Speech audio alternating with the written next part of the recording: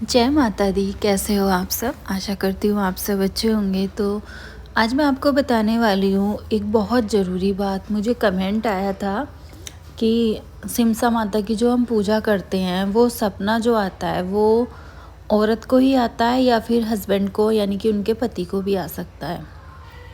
तो देखो ऐसा होता है, जब हम माता की पूजा करते हैं, हम उनकी अर्चना करते हैं, हम उनसे अपने लिए कुछ मांगते हैं, तो हम अपने अकेले के लिए नहीं मांग रहे हैं संतान वो हमारी दोनों की होती है, पति पत्नी की। तो सपना ज़रूरी नहीं है कि हमें ही आए, वो हमारे पति को भी आ सकता है, पति को भी आ सकता है, वो सास को भी आ सकता है, वो घर में अगर कुंवारी ननंद है तो वो उसको भी दिखाई दे सकता है। मतलब उसको दिखना ये होता है उनको कि पति को तो यही दिखेगा जैसे आपको दिखेगा कि कोई तुम्हारी गोद में संतान दे रहा है। जब तक कोई तुम्हारी गोद में ना दे दे सपने में भी, तब तक वो सपना पूरा नहीं होता है।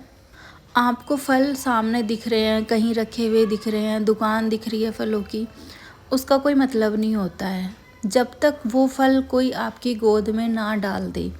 यानी कि जैसे कि मानो कि आपकी सास आपकी गोद में फल दे रही हैं, या आपकी ननंद आपको दे रही है, या आपके हस्बैंड को कोई दे रहा है फल, तो वो होता है।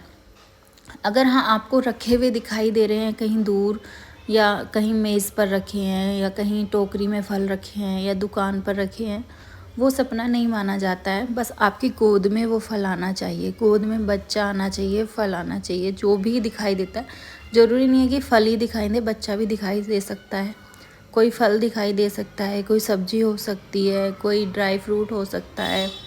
और कुछ लोगों का सवाल था कि बेटे के लिए कर सकते हैं क्या इस पूजा को, जिनकी बेटियां होती हैं। हाँ, वो बेटे के लिए भी कर सकते हो। जैसे कि बहुत से लोगों को बेटियां ही बेटियां होती हैं, तो उनको होता है, हर किसी के मन में होता है। वैसे तो बेटी बेटा सब बराबर है, लेकिन फिर भी कुछ घरों में माना जाता है कि बेटा भी ज़रूरी है, तो वो बेटे के लिए कर सकते हैं। बेटे के लिए कुछ अलग फल होते हैं, जैसे कि सेब हो गया, और कुछ फल होते हैं जो पुजारी बताते हैं।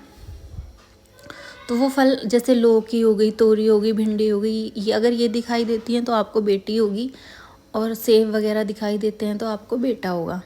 तो अगर आपको ये फल दिखाई देते हैं तो बेटा ही होगा। लेकिन अगर आपको लौकी तोरी दिखती हैं तो आप उस सपने को ना माने, आप माता से दोबारा प्रार्थना करें अपने बेटे के लिए।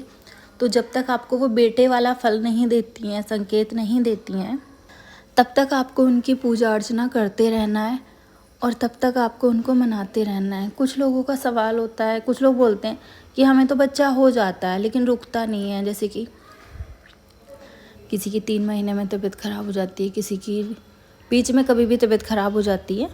कंसीव तो हो पाता है लेकिन पूरा नहीं हो पाता है, तो वो भी माता की मतलब सेवा अर्चना पूजा जो भी है वो कर सकते हैं।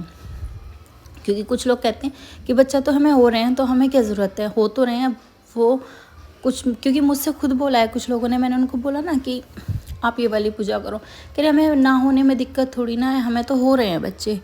अब वो किसी कमी से नहीं हो पाते हैं पूरे, लेकिन वो कमी माता रानी पूरी कर रही हैं, तो आप माता रानी से अपनी अरदास करो, पूजा करो।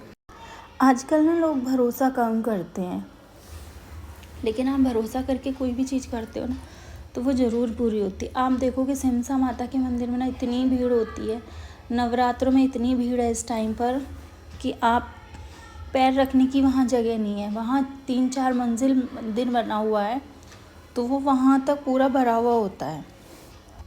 4 मंजिल तक पूरा हॉल होता है, 4 से 5 मंजिल है शायद, और वो पूरा मतलब इतना भरा होता है कि पैर रखने की जगह नहीं होती है। वहाँ इतनी औरतें जाती हैं, कुछ बेटे के लिए जाती हैं, कुछ के बीच में तबीयत ख़राब हो जाती है तो माँ से मांगने जाती हैं कि माँ दो तो पूरी संतान देना, ठीक ठाक देना।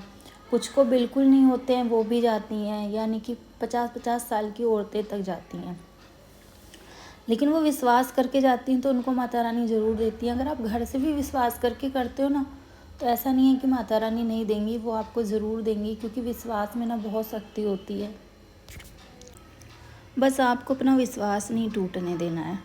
आप जो भी करें, अगर किसी भी भगवान की पूजा करते हैं तो आपको पूरे विश्वास के साथ करनी है। नवरात्रों तो जैसे अब आपको ये वीडियो बाद में मिलती है नवरात्रों, तो नवरात्रों के बाद आप मंगलवार में माता की पूजा कर सकते हैं। और पूजा कैसे करनी है इसकी मैंने पूरी विधि की वीडियो बनाई हुई है। बट अगर आपको वो वीडियो नहीं मिल पाती है, आपको समझ में नहीं आ पाता है, तो आप मुझे मैसेज कर सकते हैं, तो मैं दोबारा वीडियो बना दूँगी, बट आप करना पूरे विश्वास के साथ, क्योंकि विश्वास में से बड़ी कोई शक्ति नहीं होती है।